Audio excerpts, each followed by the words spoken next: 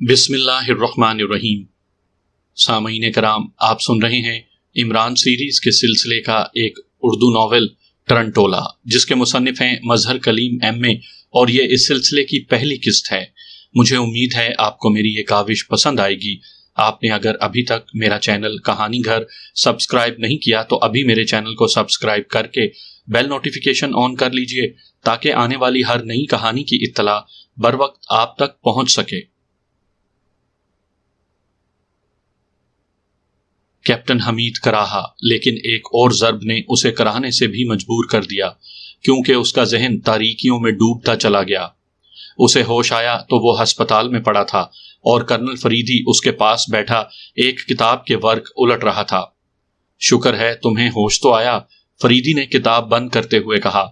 تو آپ کا خیال تھا کہ میں عالم بے ہوشی میں اس دار فانی سے کوچ کر کے حوروں سے ملاقات کرنے چلا آیا؟ حمید نے ہاتھ پر بندھی ہوئی پٹی کو بغور دیکھتے ہوئے کہا۔ خیر، اتنے باغیرت تو تم نہیں۔ میں بے غیرت ہوں یا باغیرت ہوں تو آپ ہی کا ساتھی سمجھ کر ہی تو میں نے تمہارا سب انتظام کر دیا تھا، ورنہ کارپوریشن والے کرتے۔ فریدی بھی آج خوشگوار موڈ میں تھا، یا شاید حمید کی دل جوئی کے لیے کہہ رہا تھا۔ سر افتخار کا کیا ہوا؟ حمید نے پوچھا۔ ٹرنٹولا اسے گولی مار دینے میں کامیاب ہو گیا، فریدی نے جواب دیا۔ اتنے میں جگدیش ہاتھ میں فائل لیے ہوئے اندر داخل ہوا۔ فریدی کو سلام کرنے کے بعد اس نے حمید پر ایک ہمدردانہ نظر ڈالی، لیکن حمید نے اسے آنکھ مار دی۔ جگدیش مسکرا پڑا۔ فریدی نے اسے بیٹھنے کا اشارہ کیا۔ اس کے ہاتھ سے فائل لے کر اس کے مطالعے میں مشغول ہو گیا۔ حمید کے ذہن میں وہ سارا منظر گھوم گیا جس کے نتیجے میں وہ آج سر اور ہاتھوں پر پٹیاں بندھوائے ہسپتال میں پڑا تھا۔ کل صبح ابھی حمید بستر پر ہی تھا کہ فریدی نے اس کی رضائی ایک جھٹکے سے اٹھا کر پھینک دی۔ کیا مصیبت ہے، اب سونا بھی حرام ہے، حمید نے کروٹ لیتے ہوئے کہا۔ سونا تو مردوں کے لیے واقعی حرام ہے، فریدی نے کہا۔ اگر تم عورت ہوتے تو شاید تمہیں میں سونا خرید کر دے دیتا۔ اجی میں اس سونے کو کہہ رہا ہوں جس کا تعلق نیند سے ہوتا ہے، حمید نے آنکھیں بند کرتے ہوئے کہا۔ جلدی اٹھو ورنہ ٹھنڈے پانی کی بالٹی انڈیل دوں گا۔ اٹھنے اور تیار ہونے کے لیے آدھا گھنٹہ دیا جاتا ہے، ٹھیک آدھے گھنٹے کے بعد تم ناشتے کی میز پر نیچے پہنچ جاؤ، ورنہ یہ کہہ کر فریدی چلا گیا۔ ورنہ حمید میاں کی دم، حمید نے بڑبڑاتے ہوئے کہا۔ عجیب مصیبت ہے، نوکری نہ ہوئی عذاب ہو گیا، نہ دن کو آرام نہ رات کو چین، بس ہر وقت کام کا بھوت سر پر سوار رہتا ہے، پتہ نہیں کیسے فولادی آدمی سے واسطہ پڑ گیا ہے۔ لیکن حمید کا واز سننے کے لیے وہاں صرف ٹائم پیس تھی، جو کم از کم حمید کے واز کی وجہ سے رک نہیں سکتی تھی۔ حمید نے جلدی سے 2-3 انگڑائیاں لی اور پھر غسل خانے کی طرف دوڑا، کیونکہ اسے اچھی طرح معلوم تھا کہ اگر آدھے گھنٹے سے لیٹ پہنچا تو فریدی اسے وہ نفسیاتی سزا دے گا کہ مدتوں تک یاد رہے گی۔ وہ فریدی کی نفسیاتی سزاؤں سے بہت ڈرتا تھا۔ ایک دفعہ حمید کسی دوست کے ساتھ بار چلا گیا اور پھر اس کا بھی پینے کا موڈ بن گیا۔ چنانچہ جب رات کو گھر آیا تو ہلکا ہلکا خمار تھا، طبیعت جولانی پر تھی، ہونٹوں پر انگریزی دھن تھی، چنانچہ کپڑے تبدیل کیے بغیر جوتوں سمیت بستر پر سو گیا۔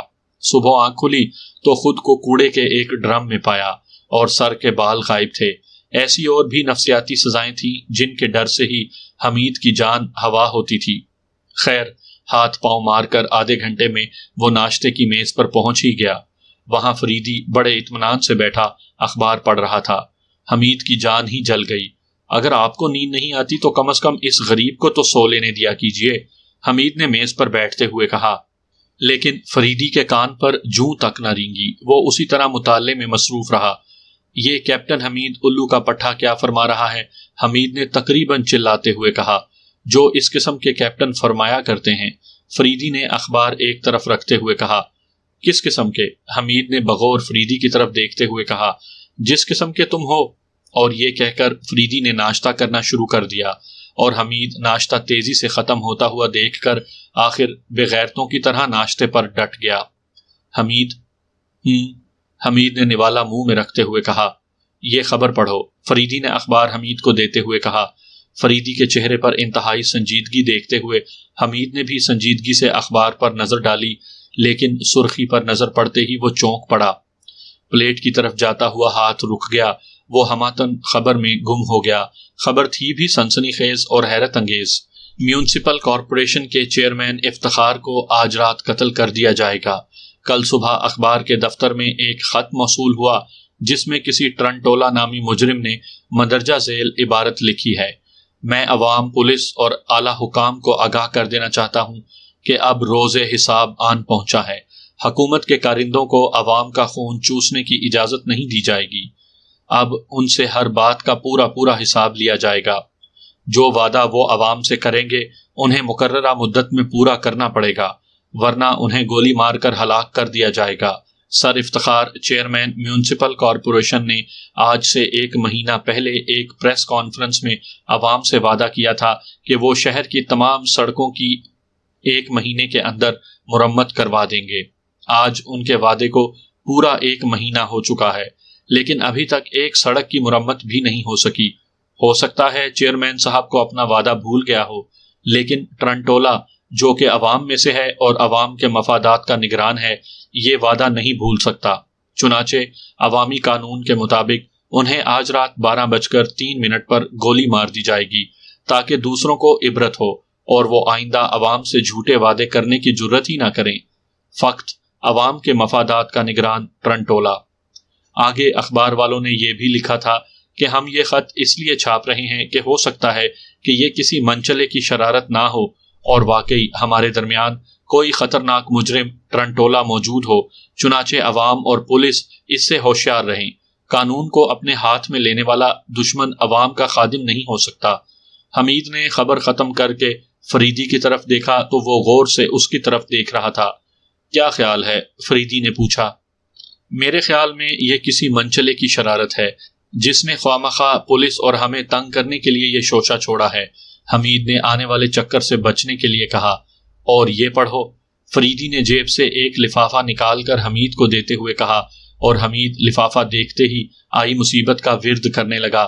لفافے میں سے نکلنے والے کاغذ پر سادہ الفاظ میں تحریر تھا: مسٹر فریدی، امید ہے آج کے اخبار میں تم نے سر افتخار کے متعلق خبر پڑھ لی ہوگی۔ یہ کسی منچلے کی شرارت نہیں بلکہ میرا چیلنج ہے۔ میں ایک بات سے تمہیں پہلے ہی آگاہ کرنا چاہوں گا کہ میں یہ سب کچھ عوام کی بھلائی کے لیے کر رہا ہوں۔ اس لیے اگر تمہیں عوام کی بھلائی مقصود ہو اور تم میرے اصول کے طرفدار ہو تو آج رات سر افتخار کی کوٹھی پر مت موجود ہونا، ورنہ تم بھی میری بلیک لسٹ میں آ جاؤ گے، اور پھر تمہارا بھی وہی حشر ہوگا جو آج رات سر افتخار کا ہونا ہے۔ ٹرنٹولا۔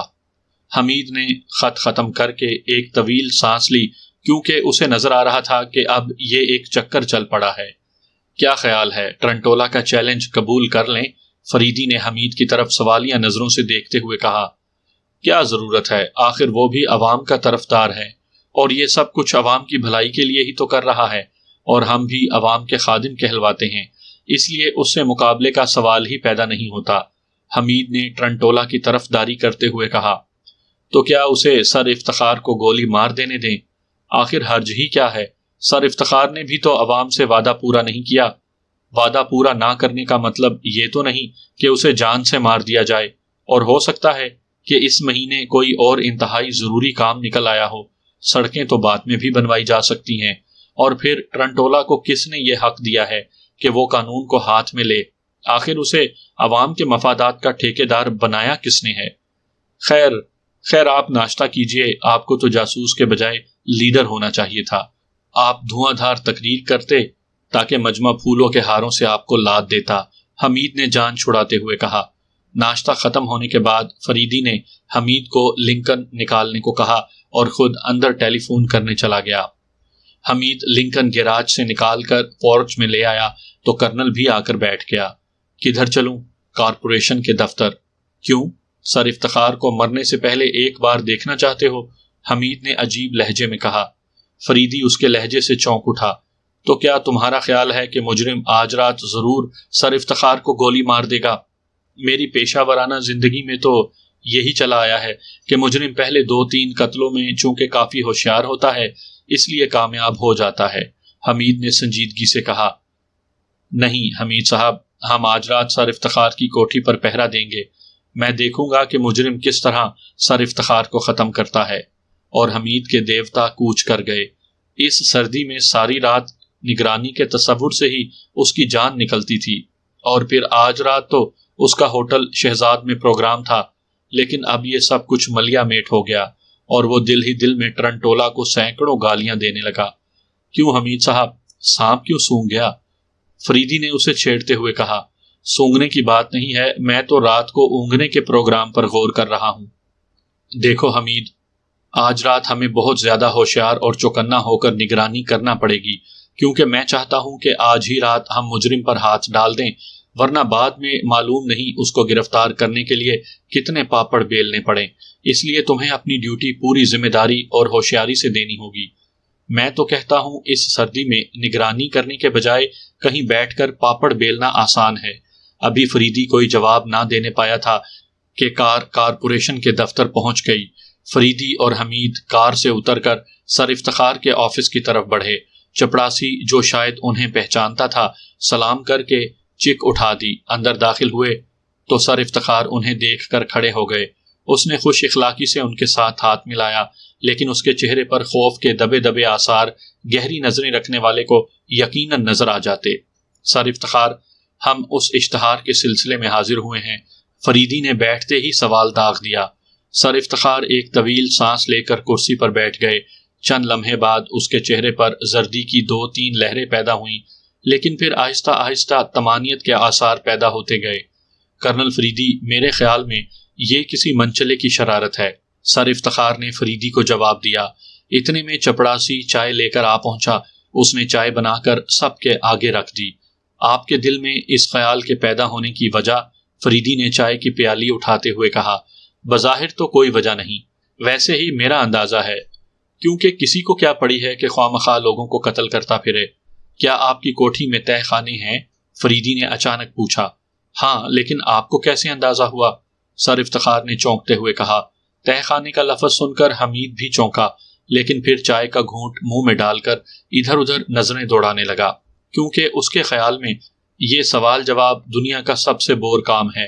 یہ سوال جواب تو فون پر بھی کیے جا سکتے تھے، خواہ مخواہ دوڑے آئے۔ کچھ نہیں، ویسے ہی خیال آ گیا تھا۔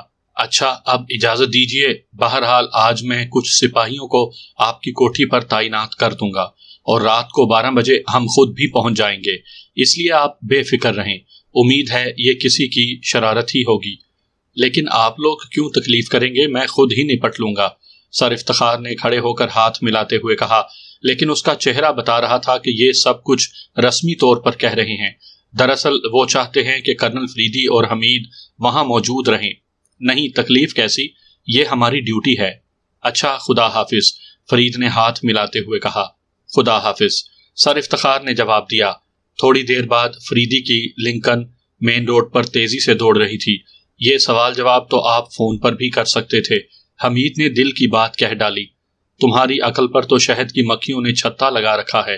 اگر مجرم نے سر افتخار کا فون ٹیپ کر رکھا ہوا تو پھر؟ میری عقل پر شہد کی مکھیاں تو نہیں، البتہ حوا کی بیٹیوں کا چھتا ضرور ہے، حمید نے سر کھجاتے ہوئے کہا۔ اسی لیے تو آپ روز بروز نکمے ہوتے جا رہے ہیں۔ تو اب آپ ڈاکٹر بھی بن گئے، حمید نے فریدی کے چہرے کو دیکھتے ہوئے کہا۔ کیا مطلب؟ فریدی نے چونک کر پوچھا۔ یہ ڈاکٹری کہاں سے ٹپک پڑی؟ آپ نے ابھی کہا نہیں کہ تم روز بروز کمزور ہوتے جا رہے ہو؟ اس کا مطلب دوسرے الفاظ میں یہ ہوا کہ تم میرے اصلی جدو پشتی دواخانے رجسٹرڈ کی مایا ناز معجون استغوث استعمال کرو۔ امید ہے 2 دن بعد ہی چہرے پر نکھار، آنکھوں میں روشنی، ہونٹوں پر لالی، عقل پر پتھر اور جیب خالی ہو جائے گی۔ اب تمہاری بکواس شروع ہو گئی۔ میں نے تمہیں کمزور کب کہا تھا؟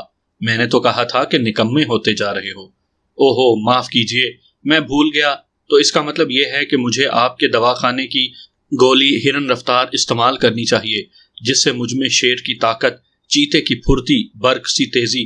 حمید، مجھے یہ بے وقت کی راگنی اچھی نہیں لگتی، فریدی نے سنجیدگی سے کہا۔ اجی، راگنی نہ ہوئی، ٹائم پیس ہو گئی کہ وقت پر الارم بجائے۔ تم خاموش نہیں رہ سکتے؟ فریدی کی آنکھوں میں سرخی آنے لگی، شاید وہ کسی اہم موضوع یا نقطے پر غور کر رہا تھا۔ لیجئے بندہ نواز، میں خاموش، میرا خدا خاموش، میری 7 پشتیں خاموش، اور 7 پشتیں آئندہ آنے والی چپ خاموش، بلکہ بالکل خاموش۔ بس اب تو آپ خوش ہیں؟ اور فریدی کو اس کی یہ خاموشی سن کر ہنسی آ گئی۔ تمہیں تو کیپٹن ہونے کے بجائے کہیں بھانڈ ہونا چاہیے تھا۔ خاموش ہوتے ہوتے بھی 20 فکرے بول دیے، لیکن حمید نے جواب نہ دیا، بلکہ چہرے پر کچھ برہمی کے آثار لیے کار چلاتا رہا۔ فریدی نے غور سے حمید کی طرف دیکھا اور بولا، برخوردار برا مان گئے؟ لیجئے، اب خاموش ہوا ہوں تو لاڈ ہونے لگ گئے۔ اتنے میں کار دفتر پہنچ گئی۔ فریدی اور حمید اترے اور اپنے آفس میں چلے گئے۔ فریدی تو جاتے ہی اپنی بلیک فورس کے فون کرنے میں مصروف ہو گیا، اور حمید صاحب نے ایک موٹی سی فائل اٹھائی اور اس کے مطالعے میں مصروف ہو گیا۔ حالانکہ فائل کے اندر عورتوں کے دلکش فوٹو تھے، جن کے جسم کے حسین اور دلکش زاویوں پر حمید صاحب غور فرما رہے تھے۔ فریدی نے ٹیلی فون سے فرصت پا کر حمید کی طرف دیکھا اور پھر ریسیور رکھتے ہوئے کہا، حمید، میں ایک جگہ کام جا رہا ہوں، تم رات کو 10 بجے سر افتخار کی کوٹھی پر پہنچ جانا، میں وہیں ہوں گا۔ یہ کہتے ہوئے خود باہر چلا گیا۔ فریدی کے جاتے ہی حمید نے ایک طویل سانس لے کر فائل رکھ دی اور خود اب سے رات کے 10 بجے تک کے پروگرام بنانے لگا۔ پہلے تو اس نے سوچا کہ قاسم کے پاس چلا جائے، لیکن پھر موڈ نہیں بنا۔ اس نے سوچنا شروع کر دیا کہ یہ ٹرنٹولا آخر چاہتا کیا ہے۔ بظاہر تو اسے کوئی ایسی وجہ نظر نہیں آ رہی تھی کہ جس سے سر افتخار کو قتل کر کے مجرم فائدہ اٹھا سکتا۔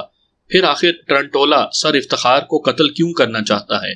بہرحال کافی دیر وہ اس موضوع پر اپنا دماغ خرچ کرتا رہا، لیکن کچھ سمجھ میں نہیں آیا۔ آخر اس نے سر جھٹک کر خیالات کا رخ موڑنے کی کوشش کی اور کافی حد تک کامیاب ہو گیا۔ پھر بور ہو کر وہ دفتر سے اٹھا اور ٹیکسی پکڑ کر ہوٹل شہرزاد چلا گیا۔ رات کے 10 بجے جب سیٹلائٹ ٹاؤن میں سر افتخار کی کوٹھی پر پہنچا تو چاروں طرف سناٹا تھا۔ اس علاقے میں چونکہ بڑے بڑے آفیسرز کی کوٹھیاں تھیں، اس لیے کوٹھیاں کافی وسیع و عریض تھیں اور ان کے درمیان کافی فاصلہ تھا۔ سردیوں میں رات کے 10 بجے عموماً سکوت چھا جاتا ہے، خاص طور سے ان علاقوں پر تو رات کے وقت گھمبیر سناٹا چھایا رہتا ہے۔ وہ محتاط تھا کہ ہو سکتا ہے کہ ٹرنٹولا نے اپنے کچھ افراد کو کوٹھی کے ارد گرد نگرانی کے لیے لگا رکھا ہو تاکہ حفاظتی انتظامات کو چیک کیا جائے، لیکن وہاں تو کچھ بھی نہیں تھا۔ حمید نے کوٹھی کے چاروں طرف چکر لگایا۔ آخر وہ کوٹھی کی پشت پر آ کر کھڑا ہو گیا اور سوچنے لگا کہ اب کیا کیا جائے۔ ابھی وہ سوچ ہی رہا تھا کہ اسے نزدیک ہی کسی درخت سے الو کی بھیانک آواز سنائی دی۔ اس نے فوراً جواباً الو کی آواز نکالی، کیونکہ وہ سمجھ گیا تھا یہ فریدی کی طرف سے خفیہ اشارہ ہے، ورنہ یہاں آبادی میں الو کہاں سے آ گیا۔ چند لمحوں بعد ایک درخت کی آڑ سے فریدی نکل کر اس کے سامنے آ گیا۔ حمید، میرے ساتھ آؤ، فریدی یہ کہتا ہوا آگے نکل گیا۔ حمید فریدی کے پیچھے پیچھے خاموشی سے چل پڑا تھا۔ کوٹھی کے بائیں طرف آ کر فریدی نے ایک جست لگائی اور دیوار پر چڑھ کر اندر کود گیا۔ حمید نے بھی نقل کی اور پھر دونوں کوٹھی کے اندر پہنچ گئے۔ سامنے والا دروازہ کھلا ہوا تھا۔ حمید اور فریدی اس میں سے گزرتے ہوئے ایک راہداری میں پہنچ گئے۔ اس راہداری میں 5 کمرے تھے۔ کونے والے کمرے کے روشن دان سے روشنی چھن چھن کر باہر نکل رہی تھی۔ فریدی اس کمرے کے دروازے پر جا کر رک گیا۔ اس نے دروازے پر 3 بار مخصوص دستک دی تو دروازہ کھل گیا۔ کھولنے والے سر افتخار تھے، جن کا چہرہ اس وقت زرد ہو رہا تھا۔ فریدی نے انہیں تسلی دی، سر افتخار آپ گھبرائیں نہیں، میں نے مکمل انتظام کر دیا ہے۔ اگر ٹرنٹولا واقعی کوئی مجرم ہے تو آج رات وہ یقیناً پکڑا جائے گا، خدا کرے ایسا ہی ہو۔ سر افتخار نے کرسی پر بیٹھتے ہوئے کہا، حمید، تم اس کمرے کے دروازے پر کھڑے ہو کر پہرا دو گے۔ فریدی نے حمید سے مخاطب ہو کر کہا، اور میں اندر سر افتخار کے پاس رہوں گا۔ حمید کو فریدی پر بہت غصہ آیا، لیکن سر افتخار کی وجہ سے خون کے گھونٹ پی کر رہ گیا۔ مجھے فریدی صاحب نے کوئی گھر سے فالتو سمجھ رکھا ہے کہ جہاں عذاب کی جگہ ہو مجھے آگے کر دیا۔ اب خود تو گرم کمرے میں بیٹھ کر سر افتخار سے باتیں کرے اور ہم باہر ٹھنڈی ہوا میں کھڑے اپنی قسمت کو کوستے رہیں۔ جاؤ حمید، کیا سوچ رہے ہو؟ فریدی نے حمید کی طرف دیکھتے ہوئے کہا، اور ہاں دیکھو، پوری ذمہ داری اور ہوشیاری سے نگرانی کرنا، راہداری کا خیال رکھنا، لیکن دروازے کے اندر کسی حالت میں داخل نہ ہونا۔ فریدی نے لمبا چوڑا لیکچر پلا دیا اور حمید بے بسی سے منہ لٹکائے دروازے سے باہر نکل آیا۔ فریدی نے دروازہ اندر سے بند کر کے چٹخنی چڑھا دی اور پھر روشنی بھی بجھ گئی۔ اب حمید بالکل اندھیرے میں تھا۔ راہداری میں ٹھنڈی ہوا کافی زور شور سے چل رہی تھی اور حمید کونے میں اپنے ہاتھ اوور کوٹ کی جیبوں میں ڈالے خاموشی سے کھڑا تھا۔ اس وقت دور ٹاؤن ہال کی گھڑی نے 11 بجائے ابھی ٹرنٹولا کے دیے ہوئے ٹائم کے مطابق 1.5 گھنٹہ باقی تھا۔ حمید سوچ رہا تھا کہ اگر واقعی یہ کوئی مذاق ہوا تو یہ چوٹ بھی ساری عمر یاد رہے گی، لیکن فریدی جس طرح سنجیدہ تھا اس سے ظاہر ہوتا تھا کہ معاملہ ضرور کچھ گڑبڑ ہے، اور فریدی کے اندیشے تقریباً صحیح نکلتے ہیں۔ اب سردی کافی لگ رہی تھی، چنانچہ اس نے آہستہ آہستہ دیوار کے ساتھ ساتھ راہداری میں چلنا شروع کر دیا۔ چلتا چلتا وہ راہداری کے دروازے سے باہر نکل آیا۔ کوٹھی کا لان خاموش تھا، ہر طرف سناٹے کی حکمرانی تھی۔ تھوڑی دیر بعد وہ دوبارہ راہداری کے اندر آ گیا۔ اسی طرح ٹہلتے ٹہلتے کافی وقت گزر گیا۔ جب گھڑی نے باقاعدہ 12 کے بعد 12:30 کا بزر بجایا تو حمید چونک پڑا۔ اس وقت وہ راہداری کے دروازے کے باہر کھڑا تھا۔ ٹرنٹولا نے یہی وقت بتایا تھا۔ اس کے اعصاب تن گئے اور راہداری کے اندر گھس کر ایک دیوار کے ساتھ لگ کر کھڑا ہو گیا۔ پستول کے دستے پر اس کی گرفت مضبوط ہو گئی۔ ایک نظر اس نے کونے کے کمرے کی طرف دیکھا، وہاں مکمل تاریکی تھی۔ نہ جانے فریدی اندر کیا کر رہا تھا۔ اچانک اس کے حساس کانوں میں ایک ہلکی سی آواز آئی۔ ایسا محسوس ہوا جیسے کوئی 4 دیواری کو پھاند کر اندر آ گیا ہو، لیکن پھر خاموشی چھا گئی۔ اس نے قدموں کی چاپ سننے کی بے حد کوشش کی، لیکن کچھ بھی نہ تھا۔ اس نے دھماکے کو اپنا وہم سمجھ کر ٹالنے کی کوشش کی، چنانچہ وہ دوبارہ کونے والے کمرے کی طرف چلنے لگا۔ اچانک اس کے سر پر ایک پہاڑ ٹوٹا۔ وہ کراہ کر پلٹا، لیکن فوراً ہی دوسری ضرب پڑی اور اس کا ذہن تاریکیوں میں ڈوب گیا۔ جب اس کی آنکھ کھلی تو اس نے خود کو ہسپتال میں پڑے پایا، اور اب فریدی اسے بتا رہا تھا کہ ٹرنٹولا نے سر افتخار کو گولی مار دی ہے۔ آخر کیسے؟ آپ بھی تو سر افتخار کے پاس کمرے میں موجود تھے، حمید نے تعجب سے پوچھا۔ نہیں، ہم کمرے میں موجود نہیں تھے، میں سر افتخار کو ایک تہہ خانے میں لے گیا تھا۔ تمہیں یاد ہوگا کہ سر افتخار سے ان کے دفتر میں نے تہہ خانے کے متعلق پوچھا تھا۔ چنانچہ ایسے ہی ایک تہہ خانے میں، جس کا راستہ اس کمرے میں سے جو سر افتخار کی خوابگاہ تھی جاتا تھا، چھوڑ آیا اور خود واپس اسی کمرے میں ایک صوفے کے پیچھے بیٹھ گیا۔ 12:30 کے چند منٹ بعد مجھے دروازہ آہستہ آہستہ کھلتا نظر آیا۔ میں منتظر تھا کہ مجرم اندر آئے، لیکن وہ باہر کھڑا رہا۔ میں سمجھ گیا کہ مجرم نے تمہیں بے ہوش کر دیا ہے، اسی لیے وہ اطمینان سے دروازے پر کھڑا ہے۔ بہرحال دروازے سے ایک ہاتھ اندر آیا، اس میں ٹارچ تھی۔ اس نے ٹارچ جلا کر سارے کمرے کو دیکھا۔ میں نے بستر پر تکیے رکھ کر ایسے بنا دیا تھا جیسے کوئی آدمی بستر پر لیٹا ہوا ہو۔ خیر، ٹارچ کا دائرہ اس بستر پر محدود ہو گیا۔